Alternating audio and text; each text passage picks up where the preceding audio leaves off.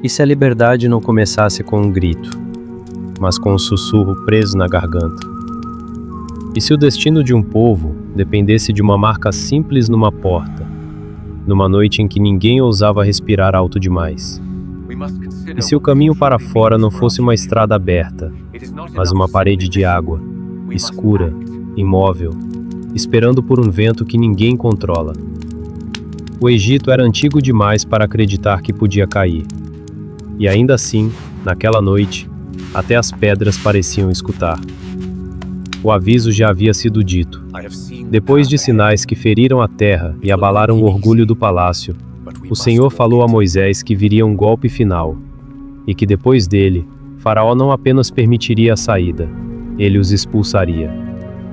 Moisés carregava essa palavra como quem carrega um peso que não cabe no peito. Não era entusiasmo, era seriedade. Não era prazer, era a inevitabilidade de uma sentença anunciada. E antes que o juízo atingisse o Egito, Israel precisava ser preparado. Não com armas, não com alianças, com instrução, com um ritual que atravessaria gerações. Moisés reuniu os anciãos e transmitiu o que havia recebido. Cada família deveria separar um cordeiro, sem defeito, no tempo determinado. O animal seria preparado e comido, não como festa longa, mas como refeição de partida. Haveria pão sem fermento, ervas amargas. Haveria pressa. Haveria sandálias nos pés, cinto na cintura, cajado na mão.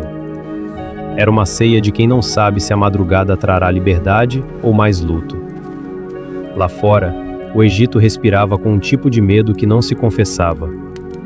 Guardas ainda rondavam, templos ainda erguiam colunas, e o rio ainda corria como se nada tivesse mudado.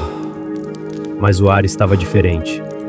A memória das pragas, o desconcerto das águas, o caos nos campos, o incômodo que entrava pelas janelas e recusava ir embora, tinha deixado marcas invisíveis. O império continuava em pé, mas com fissuras no orgulho. E o povo egípcio, por trás das portas, já não tinha certeza de que os deuses que aprendia a invocar respondiam. Dentro das casas hebreias, a noite não era tranquila. Era pesada, como se a escuridão tivesse densidade. Famílias se moviam em silêncio contido. O som de cerâmica, o roçar de tecido, o estalo de fogo baixinho. Crianças percebiam que algo estava acontecendo e perguntavam com os olhos. Mães respondiam com um carinho rápido, como quem não pode demorar. Pais olhavam para a porta mais vezes do que o normal. Não por curiosidade, por vigilância. Como se a madeira, naquela noite, fosse a fronteira entre viver e perder. Quando chegou o momento, o sangue do cordeiro foi colocado nos umbrais e vergas das portas, como sinal, não um amuleto, não um feitiço, mas obediência a uma ordem específica. E ninguém deveria sair. A rua, naquela noite, era lugar de perigo. O abrigo era a casa. O abrigo era estar sob aquela instrução, como se a própria palavra recebida fosse uma cobertura invisível. Moisés, em meio a tudo. Isso não era um líder celebrando. Era um homem de rosto marcado, carregando a história de um povo e o peso de uma terra que seria ferida. Ao lado dele, Arão, com a mesma gravidade. Eles sabiam que aquela noite faria o Egito chorar, e que no choro haveria também uma abertura.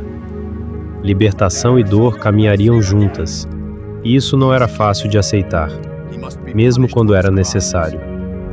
Então a noite avançou. E houve um instante, aquele tipo de instante que parece comum, mas não é, em que tudo ficou quieto demais. Como se o vento tivesse segurado o fôlego, como se os cães tivessem parado de se mover, como se as lâmpadas tremeluzissem por um segundo, sem motivo aparente. E, em algum ponto invisível, uma linha foi cruzada. O texto diz que à meia-noite, o Senhor feriu todos os primogênitos na terra do Egito, desde o primogênito de Faraó, que se assentava no trono, até o primogênito do prisioneiro que estava no cárcere, e também os primogênitos dos animais. Não há descrição de sangue derramado. Há algo pior. A certeza de perda chegando de uma vez, atravessando o país como um raio silencioso. Uma casa, depois outra. Um corredor, depois outro. Um palácio, depois as moradias mais humildes. E então, o som. Um grito subiu no Egito. Não um grito isolado, muitos. Um lamento que se espalhou como fogo em palha seca. Portas se abriram. Pessoas correram pelo pátio. Mães seguraram filhos que não respondiam. Pais chamaram nomes e não receberam resposta. O choro tomou as ruas, e o império, acostumado a mandar, se viu mendigando por uma explicação que não vinha dos seus altares. Nas casas marcadas, a noite ainda era noite, e o medo ainda era medo. Eles ouviam o lamento do lado de fora e apertavam as mãos uns dos outros. Crianças, agora acordadas, se encolhiam. A refeição tinha gosto de urgência. O pão sem fermento era simples, quase áspero. As ervas amargas lembravam que aquela história não era doce. E no meio da tensão, havia um tipo de silêncio sagrado, a obediência em forma de espera. Enquanto o Egito chorava, Faraó foi quebrado por dentro. Não é dito que ele entendeu tudo, nem que se tornou humilde. Mas é dito que, naquela noite, ele chamou Moisés e Arão, de noite, como alguém que já não controla o próprio horário, e falou palavras que mudariam o rumo do povo. Que se levantassem, que saíssem do meio do seu povo, eles e os israelitas. Que fossem e servissem ao Senhor, como tinham dito. E acrescentou um pedido que carrega desespero e superstição misturados. E abençoai-me também. Não era vitória militar. Era rendição diante de um poder que o palácio não podia enfrentar. E o Egito, como nação, empurrou Israel para fora com pressa. O texto diz que os egípcios instavam com o povo, para que se apressassem em sair, pois diziam: todos morreremos. A mesma terra que os prendia agora os expulsava. Foi uma saída sem desfile. Foi um êxodo com pressa nos passos e poeira nos tornozelos.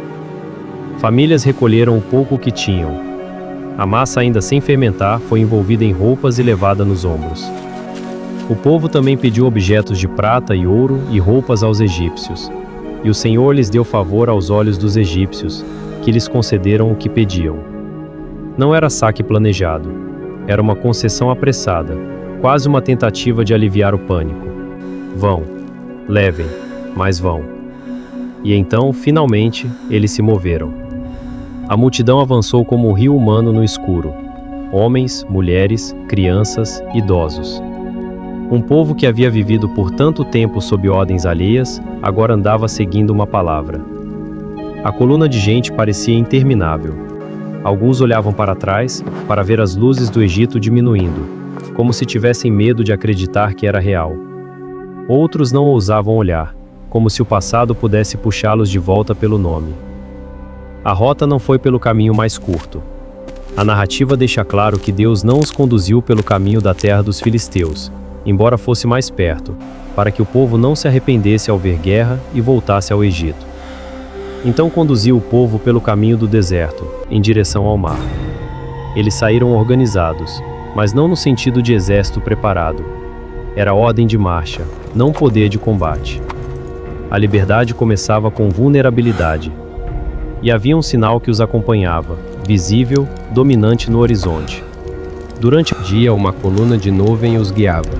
Durante a noite, uma coluna de fogo lhes dava luz, para que caminhassem de dia e de noite. Imagine isso, um povo que viveu sob a sombra de monumentos, agora anda sob uma sombra que não vem de pedra, mas do próprio Deus. A nuvem não era decoração, era direção. O fogo não era espetáculo, era segurança na noite. Em certo ponto, o Senhor ordenou uma mudança inesperada, que voltassem e acampassem diante de Pi-Hairote, entre Migdol e o mar, diante de Baal-Zefon. Era um lugar onde o caminho parecia terminar. Não é dito que todos entenderam, só é dito que obedeceram.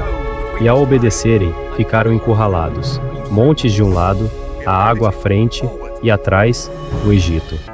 Porque no coração de Faraó, a decisão não se manteve firme.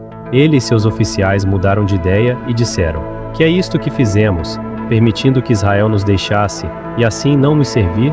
A lógica do império voltou a dominar. Sem aquela mão de obra, o que seria da economia, das construções, do controle? E o orgulho ferido exigiu recuperação. Faraó mandou preparar seus carros. Levou 600 carros escolhidos e todos os carros do Egito, com oficiais sobre todos eles. O texto diz que o Senhor endureceu o coração de Faraó e ele perseguiu os israelitas. E então veio o som que ninguém queria ouvir. Ao longe, um tremor no chão, um ruído crescente, como trovão que não vinha do céu. A poeira subiu no horizonte, reluziram metal e couro. Cavalos puxavam carros com força. A perseguição era real, não era ameaça vaga, era o Egito em movimento, correndo para recapturar o que julgava ser seu. Quando os israelitas viram os egípcios, ficaram aterrorizados. O mar estava diante deles como uma sentença. Atrás, a força do império. E o povo clamou ao Senhor, mas também se voltou contra Moisés com palavras duras. Perguntaram se não havia sepulcros no Egito, para que ele os trouxesse para morrer no deserto. Disseram que era melhor servir aos egípcios do que morrer ali. Esse é um detalhe que a história não esconde. Liberdade não apaga o medo de um dia para o outro. Um povo oprimido aprende a sobreviver com certezas pequenas. Quando a estrada se fecha, a mente corre para o conhecido, mesmo que o conhecido seja escravidão. O pânico, naquele momento, não era covardia simples. Era memória de dor, e a dor diz: você não vai conseguir. Moisés, porém, respondeu com firmeza. O texto registra a essência: que não temessem, que ficassem firmes e vissem o livramento do Senhor, que lhes traria naquele dia, que nunca mais veriam os egípcios como os estavam vendo. E disse: o Senhor lutará por vocês, tão somente acalmem-se. Aquela frase pairou no ar como algo impossível, como se alguém dissesse, diante de uma muralha de água e um exército: fiquem quietos. Mas é assim que a história se move, não pelo cálculo humano, e sim pela palavra que redefine a realidade. Então o Senhor falou a Moisés que ordenasse ao povo que marchasse, que Moisés estendesse a mão sobre o mar. A ação era simples, quase simbólica: estender a mão. Mas o que aconteceria não tinha nada de simples. A coluna de nuvem, que ia adiante, mudou de lugar. Passou para trás deles. E ficou entre o acampamento dos egípcios e o acampamento de Israel. Para uns, era nuvem e escuridão. Para outros, iluminava a noite. A perseguição não podia simplesmente atravessar aquela barreira. A noite se dividiu em duas atmosferas: luz para quem precisava seguir, escuridão para quem queria capturar. E o vento começou. Não um sopro leve, um vento forte, persistente, empurrando o ar com força contra o rosto, levantando areia, fazendo as roupas baterem. O texto diz que o Senhor fez o mar retirar-se por um forte vento oriental toda aquela noite e transformou o mar em terra seca, e as águas se dividiram. É difícil imaginar sem que a mente tente fugir para explicações menores. Mas a narrativa é clara. As águas se abriram e surgiu um caminho onde antes havia mar. Pense na cena com os sentidos. O cheiro salgado no ar, mais forte do que nunca. O barulho de água se movendo em massa, como se o mundo estivesse sendo reordenado. A superfície do fundo exposta, úmida, mas firme o suficiente para a marcha. De um lado e do outro, paredes de água. Não uma poça rasa, mas um corredor no meio do impossível. E o povo entrou. Primeiro, talvez os mais próximos. Depois, os demais. Pais segurando crianças pela mão, idosos apoiados. Animais sendo conduzidos. Cada passo era uma escolha entre medo e obediência. A luz da coluna de fogo deixava reflexos tremeluzindo nas paredes de água, como se o mar tivesse virado cristal escuro, vivo. A noite inteira parecia assistir. No meio do caminho, a sensação não devia ser de triunfo. Devia ser de espanto. A água ao lado lembrava que aquilo não era natural. E ainda assim, o chão sob os pés dizia: continuem. O povo atravessava, e o som dos carros egípcios, do lado de fora, parecia distante por um instante, até que não pareceu mais. Porque os egípcios entraram também. Os carros e cavaleiros de Faraó avançaram para dentro do corredor. A ambição os empurrou. Talvez acreditassem que era só uma chance rara, uma coincidência, um fenômeno que poderiam usar. Talvez nem tivessem tempo de pensar. A perseguição tem essa lógica. Quando você decide capturar, você não mede o perigo do caminho. Mas a madrugada não pertence ao império. No tempo certo, o Senhor olhou para o exército dos egípcios desde a coluna de fogo e nuvem, e causou confusão. O texto diz que fez as rodas dos carros travarem, e que eles tinham dificuldade em conduzir. E então, tarde demais, veio o reconhecimento. Fujamos de diante de Israel, porque o Senhor luta por eles contra os egípcios. Quando o pânico muda de lado, já é tarde. O Senhor disse a Moisés que estendesse a mão sobre o mar, para que as águas voltassem sobre os egípcios, sobre seus carros e cavaleiros. Moisés estendeu a mão, e ao romper da manhã, o mar voltou à sua força normal. Os egípcios tentaram fugir, mas o Senhor os lançou no meio do mar. As águas voltaram e cobriram os carros e cavaleiros, todo o exército de Faraó que havia entrado no mar atrás de Israel. O texto é direto, não sobrou nenhum deles. Não há comemoração infantil aqui, há um silêncio pesado. A mesma água que abriu caminho agora se fecha. O mar, que parecia uma parede viva, volta a ser mar. As ondas retomam seu ritmo. O corredor desaparece, como se nunca tivesse existido. Mas o povo está do outro lado. E Israel viu os egípcios mortos na praia. Essa visão, sem descrição gráfica, mas com peso, marca a ruptura final com o passado. A perseguição que os assombrava, que parecia eterna, foi interrompida. O império que os dominava não atravessou com eles. O mar ficou como fronteira definitiva. O texto diz que Israel viu o grande poder que o Senhor exercera contra os egípcios. E o povo temeu o Senhor, e confiou no Senhor e em Moisés, seu servo. O medo, que antes era pânico do exército, se transformou em reverência. É outra qualidade de temor. Não o medo que paralisa, mas o temor que reconhece grandeza. Então Moisés e os israelitas cantaram ao Senhor. A canção não é o discurso teológico longo. É reação. É memória virando voz. É um povo que, pela primeira vez em muito tempo, não canta para suportar a escravidão, mas para reconhecer livramento. Eles dizem que o Senhor é a sua força e o seu cântico, que se tornou a sua salvação. Falam de cavalo e cavaleiro lançados no mar. Falam de mão poderosa. Falam do terror que cairia sobre nações ao ouvirem, não como arrogância imperial, mas como consciência de que o mundo ao redor agora saberia. Aquele povo não estava sozinho. E Miriam, a profetisa, irmã de Arão, tomou um tamborim. As mulheres a seguiram com tamborins e danças. E Miriam respondeu com um refrão: Cantem ao Senhor, porque triunfou gloriosamente. Lançou no mar o cavalo e o seu cavaleiro. É um final de movimento e som, depois de tanta contenção. A música, nesse instante, não é enfeite. É respiração de gente que quase não acreditava que viveria para ver amanhã. E se você prestar atenção, percebe o contraste.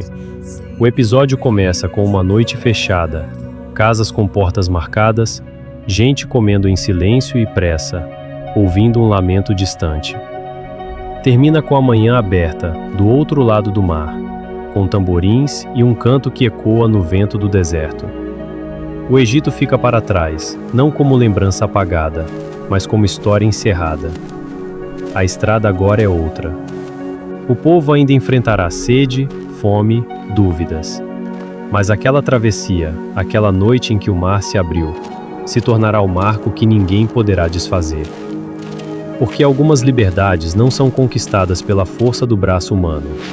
Algumas nascem quando o caminho acaba, e mesmo assim, a marcha continua.